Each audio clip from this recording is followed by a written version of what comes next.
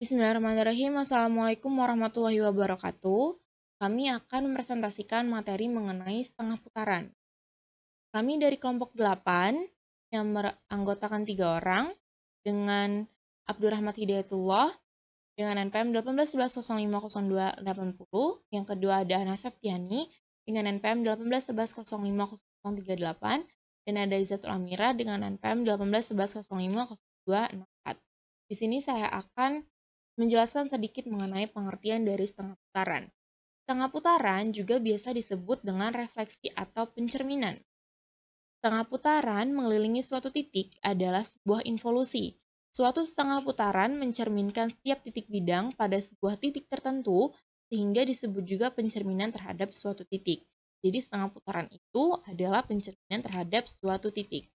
Di sini ada definisinya. Sebuah setengah putaran pada titik A adalah suatu padanan setengah putaran A yang didefinisikan untuk setiap titik pada bidang sebagai berikut. Yang pertama, apabila P sama dengan A, maka setengah putaran A terhadap titik P adalah A. Yang kedua, apabila P sama dengan A, maka setengah putaran A terhadap titik P adalah P aksen. Sehingga A di titik tengah ruas garis P aksen. Di sini sudah ada gambarnya, saya akan sedikit menjelaskan. Definisi yang pertama tadi ada apabila P sama dengan A, maka setengah putaran A terhadap titik P adalah A. Kita misalkan A-nya di sini. Karena P sama dengan A, maka titik P-nya itu berhimpit dengan A. Sehingga setengah putaran A terhadap titik P adalah A itu sendiri, dan bayangannya juga ada di sini. Lalu yang kedua, apabila P-nya tidak sama dengan A, maka setengah putaran A terhadap titik P adalah P aksen. Titik A-nya ada di sini, kita misalkan titik P-nya ada di sini, sehingga setengah putaran A dari titik P adalah P aksen. Sehingga A ini adalah titik tengah ruas garis P aksen. Kita misalkan di sini tidak ada garis, kita tarik garis dari titik A ke dari titik P ke titik A, kita tarik garis. Maka, untuk mencari bayangan titik P, cerminnya di A, berarti ke arah yang berlawanan. Sini, berarti. Kita tarik garis lagi dari titik A ke titik P aksen. Dan ini panjangnya harus sama, antara titik P ke titik A, maupun ke titik A, dari titik A ke titik P aksen. Maka titik P ini merupakan bayangan dari titik P oleh setengah putaran titik A. Begitu pula dengan titik Q ini. A-nya ada di sini, kita misalkan titik Q-nya ada di sini, maka setengah putaran A dari Q itu adalah Q aksen. Sehingga A ini adalah titik tengah ruas garis Q aksen. Kita tarik garis kembali dari titik Q ke titik A. Dan untuk mencari bayangan titik Q, cerminnya ada di A, berarti ke arah yang berlawanan. Ke sini berarti dari titik A ke titik Q, dari titik A ke titik Q aksen, kita tarik garis lagi. Dan ini panjangnya tetap harus sama. Dari titik Q ke titik A maupun dari titik A ke titik Q aksen. Sehingga Q ini merupakan bayangan dari titik Q aksen ini merupakan bayangan dari titik Q oleh setengah putaran titik A. Oke, baiklah. Segitu dulu penjelasan mengenai pengertian setengah putaran. Kita lanjut ke yang Materi yang selanjutnya adalah sifat-sifat setengah putaran. Setelah kita memahami tentang arti setengah putaran, maka di sini kita akan membahas tentang sifat-sifat setengah putaran. Yang pertama adalah teorema. Jika A adalah titik dan G tegak lurus terhadap H berpotongan di A, maka setengah putaran terhadap A sama dengan 2 kali pencerminan terhadap G dan juga H. R di sini bermakna sebagai pencerminan.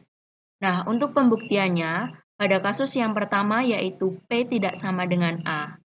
Karena G tegak lurus terhadap H, maka dapat dibentuk sebuah sistem sumbu ortogonal dengan E sebagai sumbu X, H sebagai sumbu Y, dan A sebagai titik asal. Kita lihat pada gambar bahwasanya dikatakan G sebagai sumbu X, maka G terletak pada sumbu X, sedangkan H merupakan sumbu Y, maka H terletak pada sumbu Y, dan A sebagai titik asal, maka A berada di tengah-tengah atau berada di titik potong antara sumbu X dan sumbu Y. Selanjutnya, di sini ditunjukkan bahwa untuk setiap P berlaku SAP sama dengan RG/RHP. Maksudnya bagaimana? Jadi, dari gambar ini kita dapat menyimpulkan bahwa setengah putaran titik P terhadap A sama dengan 2 kali pencerminan titik P terhadap G dan juga H. Mengapa? Kita misalkan P adalah X, Y tidak sama dengan A. Kita lihat pada gambar ini, P, X, Y tidak sama dengan A. Maka titik P berada di sini dengan nilai X, Y. Dikatakan bahwa P tidak sama dengan A, maka titik A berada beda dari titik P. Titik A berada di sini. Lalu, dan SAP sama dengan P double aksen X1, Y1. Kita akan melakukan setengah putaran titik P terhadap A. Caranya adalah kita berikan saja bayangan kurang lebih seperti ini. Kita lakukan perputaran sebesar 180 derajat, maka jatuhnya adalah pada kuadran ketiga, yaitu pada titik P double aksen dengan nilai minus X, minus Y. Maka di sini adalah benar bahwa dikatakan setengah putaran titik P terhadap A adalah P double aksen dengan nilai permisalannya adalah X1, Y1. Jadi X1, Y1 ini adalah permisalan dari minus X, minus Y. Lalu, karena SAP sama dengan P double aksen, maka A adalah titik tengah antara P dan juga P double aksen. Hal ini jelas bahwasannya A berada di tengah-tengah antara P dan juga P double aksen. Sehingga untuk mencari titik tengah atau nilai A adalah dengan menggunakan rumus ini. Di sini ditulis 0,0 karena A berada di titik pusat dengan koordinat 0,0. Rumusnya adalah dengan menjumlahkan antara P double aksen dan juga P, yaitu X1 ditambah X dibagi dengan 2. Lalu Y1 ditambah dengan Y dibagi dengan 2. Dari pernyataan di atas, dapat diperoleh persamaan X1 plus X sama dengan 0, lalu menghasilkan X1 sama dengan minus X. Begitu pula dengan Y, yaitu menghasilkan Y1 plus Y sama dengan 0, dan nilai Y1 adalah minus Y. Artinya, SAP sama dengan minus X, minus Y. Mengapa? Karena SAP adalah P double aksen, sedangkan P double aksen adalah X1, Y1, kita bisa lihat bahwa nilai X1 adalah minus X, maka ditulis di sini minus X. Dan nilai Y1 adalah minus Y, maka di sini ditulis dengan minus Y. Lalu yang selanjutnya adalah 2 kali pencerminan titik P terhadap G dan H adalah pencerminan dari titik P terhadap titik H. Kita lihat pada gambar. Di sini ada titik P. Titik P kembali lagi bernilai X, Y yang ada di kuadran pertama. Ini titik P. Pertama kita akan mencerminkan titik P terhadap H di sini. Maka kita cari H berada di mana. H adalah sumbu Y. Untuk itu kita akan menarik garis ke arah sumbu H. Kita garis sampai ke kuadran 2 dan jatuh pada titik P aksen yang memiliki nilai minus X, Y. Maka kita turunkan hasilnya ini minus X, Y yang didapat dari sini. Lalu nilai ini kita cerminkan lagi terhadap G. G merupakan sumbu X, maka kita akan tarik garis dari titik P aksen ke bawah sampai ke kuadran 3 menuju titik P double aksen yang memiliki nilai minus X, minus Y. Maka di sini terlihat bahwa pencerminan dari minus X, Y terhadap G menghasilkan minus X, minus Y. Artinya, RG/RHP sama dengan minus X, minus Y. Jelas terlihat dari sini RG/RH. P memiliki nilai minus X, minus Y. Nah, dari persamaan 1 dan juga persamaan 2 diperoleh SAP sama dengan RG RHP karena keduanya sama-sama memiliki nilai minus X, minus Y. Jadi, jelas terbukti bahwa SA akan sama dengan RG dan RH. Lalu pada kasus kedua, yaitu pada P sama dengan A, kita lihat ada gambar yang dimaksud dengan kalimat ini. Menurut definisi, tengah lingkaran titik A terhadap A sama dengan A. Maksudnya bagaimana? Kita lihat bahwasanya titik A sama dengan P. Maka titik P tidak mungkin berada pada di sini, atau di sini. Maka titik P juga berada di tengah-tengah yang artinya berhimpit dengan titik A. Oleh karena itu, kita ibaratkan saja apabila A kita lakukan perputaran, kita lakukan pencerminan, maka hasilnya adalah tetap di tengah-tengah, tidak berpindah sama sekali. Oleh karena itu, perputaran setengah putaran dari A terhadap A akan menghasilkan nilai itu sendiri, yaitu nilai A.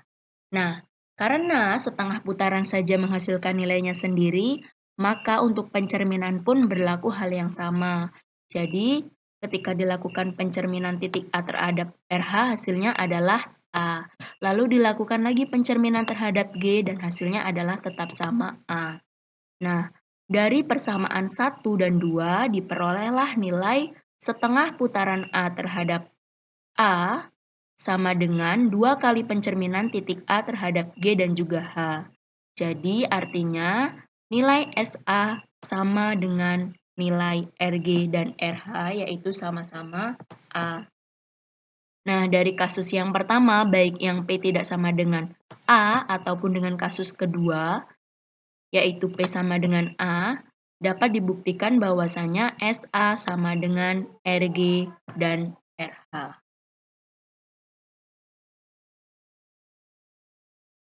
Materi yang selanjutnya yaitu teorema yang berbunyi, jika G tegak lurus terhadap H, maka RG RH sama dengan RH RG.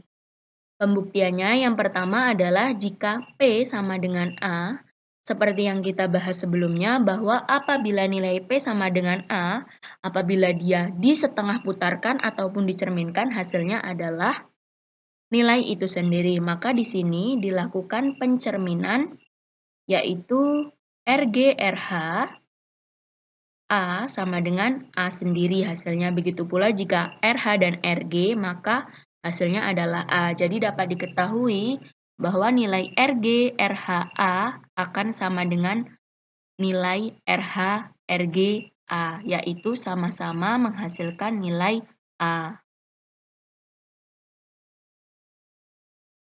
Baiklah, untuk kasus yang kedua adalah jika P tidak sama dengan A. Kita akan membuat permisalan pada gambar yang telah kita sediakan. Di sini dikatakan, misal P adalah X, Y. X, Y bernilai positif, maka P berada pada kuadran pertama. Kita buat seumpama nilai P berada di sini. Lalu ketentuannya adalah G sebagai sumbu Y dan H sebagai sumbu X. Maka G kita letakkan di sumbu Y dan H kita letakkan di sumbu X. Lalu RG RH P sama dengan RG X, minus Y sama dengan minus X, minus Y. Maksudnya di sini adalah pertama kita akan mencerminkan titik P terhadap H. Titik P berada di sini. Lalu H berada di mana? Berada di sumbu X. Maka kita akan tarik garis dari P menuju sumbu X. Garis di sini harus memiliki ukuran yang sama dan juga lurus. Kita anggap ini sempurna. Titik berada di sini kita beri nama P aksen, yaitu pada kuadran keempat dengan X bernilai positif dan Y bernilai negatif. Maka hasilnya adalah X positif dan Y adalah negatif. X, minus Y. Lalu hasil ini kita cerminkan lagi terhadap G. Tadi adalah berada di titik P aksen, maka kita akan tarik garis menuju sumbu G dan berhenti di sini. Kita akan beri nama P double aksen, yaitu terletak pada kuadran ketiga yang memiliki nilai X negatif dan juga Y-nya adalah negatif, maka menghasilkan minus X, minus Y. Lalu kita akan menuju pada kalimat yang kedua atau persamaan yang kedua, yaitu RH RGP sama dengan RH minus X, Y sama dengan minus X, minus Y. Jadi kita cerminkan dulu nilai P kepada G. P berada di sini dan sumbu G adalah di sumbu Y, yaitu kita tarik garisnya ke arah sumbu G, berhenti di sini, dan kita beri nama juga sebagai P aksen. Berada di kuadran kedua dengan nilai X adalah negatif dan nilai Y-nya adalah positif. Maka di sini dihasilkan nilai X-nya adalah negatif dan nilai Y-nya adalah positif.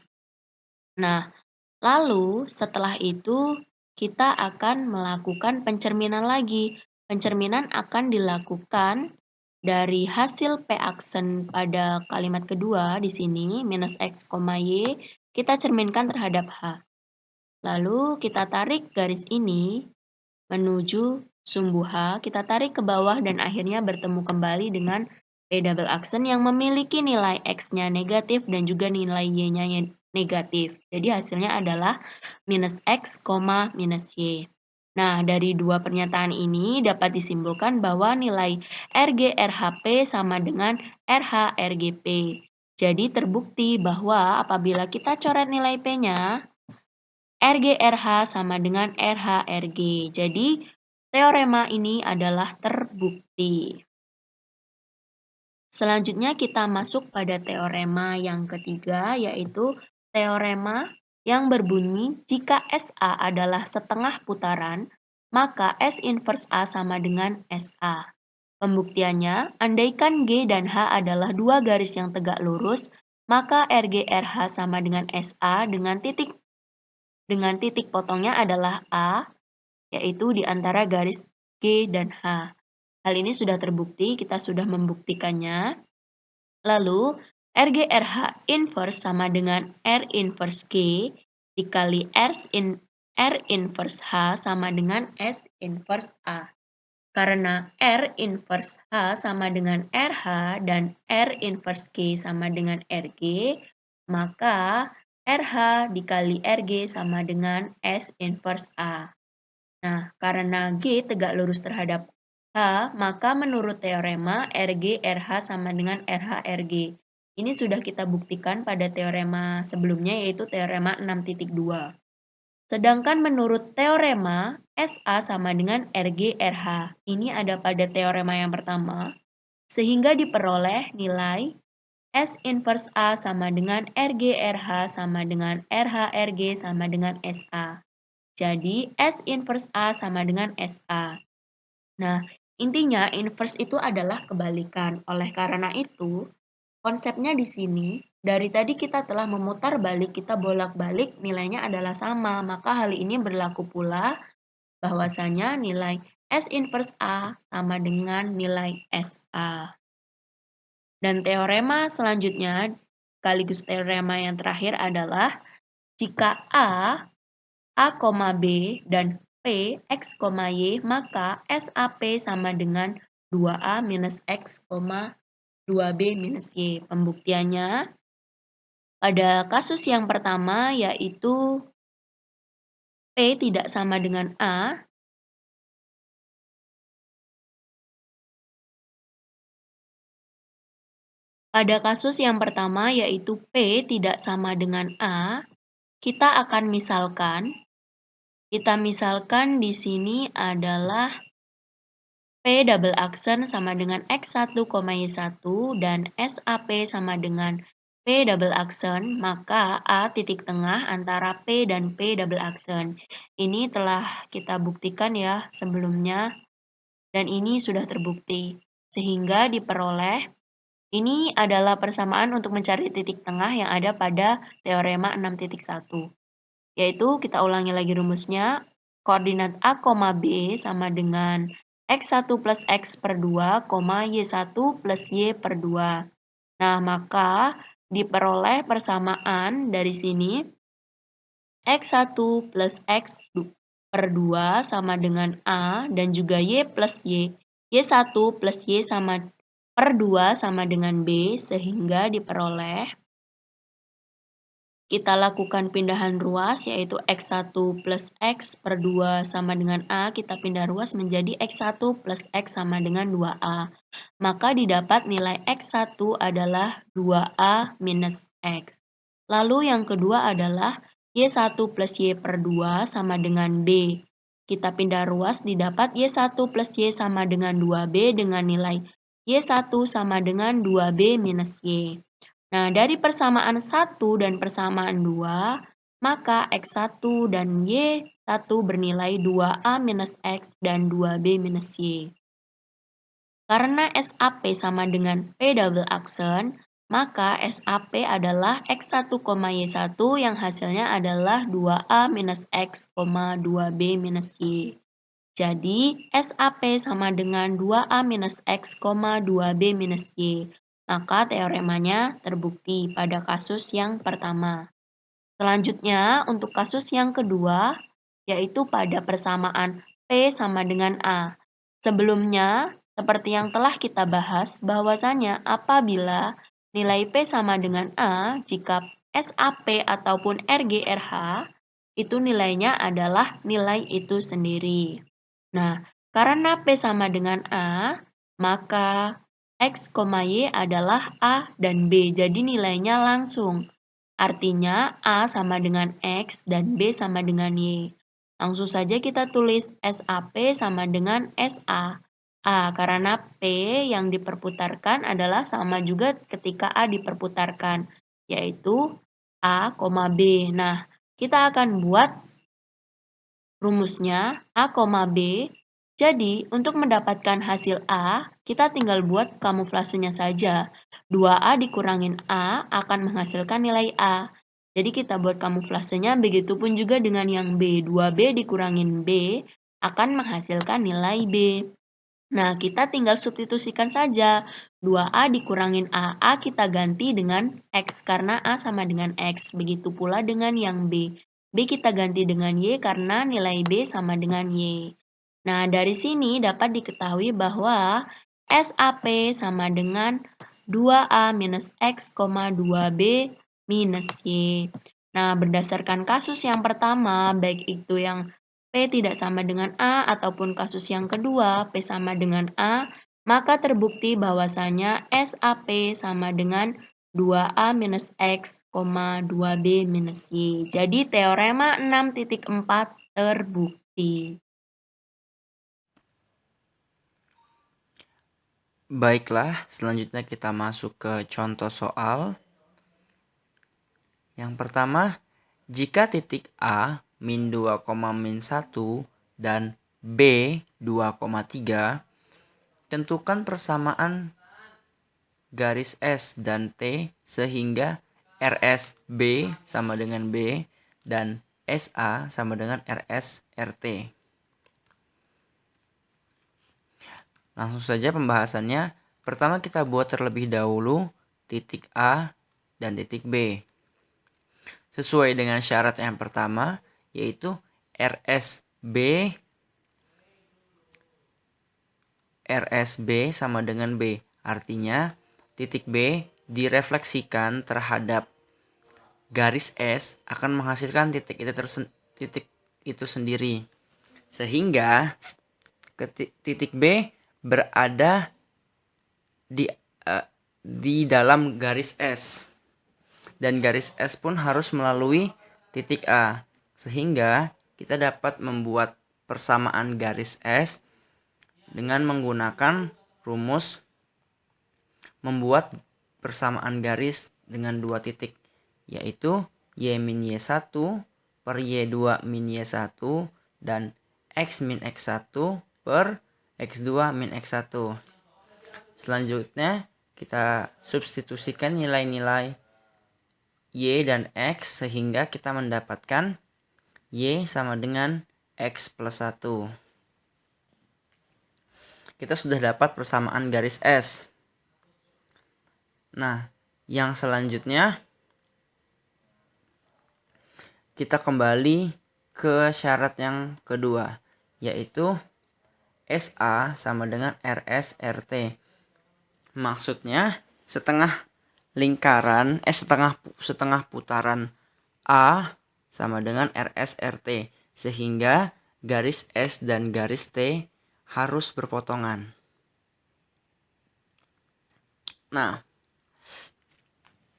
karena berpotongan atau tegak lurus, pertama kita mencari gradien untuk persamaan garis S, yaitu Y sama dengan X plus 1 dan M-nya berada di X, yaitu 1. Koefisien di depan X sehingga M yang pertama 1. Dan karena garis T adalah tegak lurus dengan persamaan garis S, maka gradien 1 dikali gradien 2 sama dengan min 1. Lalu kita substitusikan nilai gradien yang pertama sehingga kita mendapatkan M2 sama dengan min 1. Selanjutnya untuk mencari persamaan garis T, kita punya titik A, yaitu titik yang dilalui oleh garis T, dan M2 yaitu gradiennya. Dengan menggunakan rumus gradien untuk membuat persamaan garis, yaitu Y min Y1 sama dengan M X min X1. Kita substitusikan nilai Y sehingga mendapatkan X plus Y sama dengan 3. Dan ini adalah grafik jawaban dari persamaan garis S dan persamaan garis T.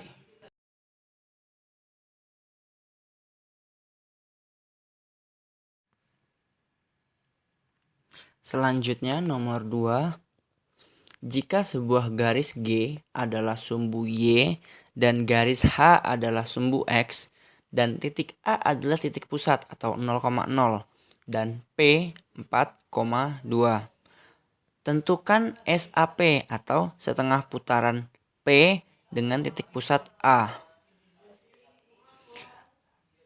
Pertama kita buat titik-titik dan sumbu yang sudah diketahui di bidang kartesius, yaitu titik P 4,2 dan garis G adalah sumbu Y di mana X sama dengan 0 dan garis H adalah sumbu X di mana Y sama dengan 0. Selanjutnya,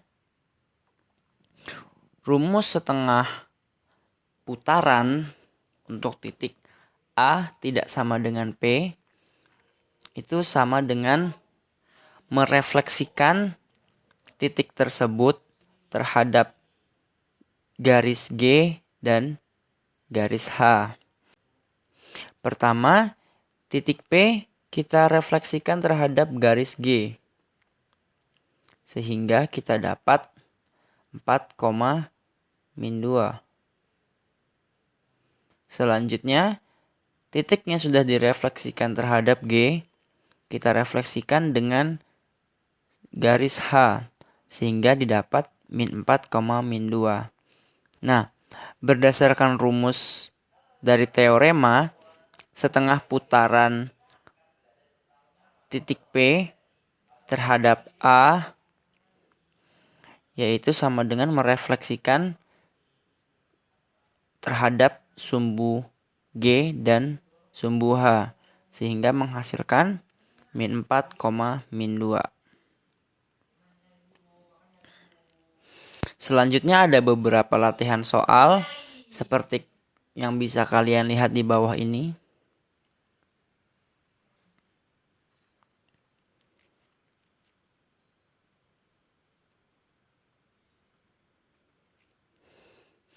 Semoga latihan-latihan ini dapat melatih kita semua untuk menguasai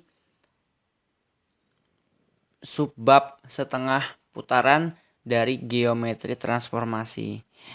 Terima kasih. Assalamualaikum warahmatullahi wabarakatuh.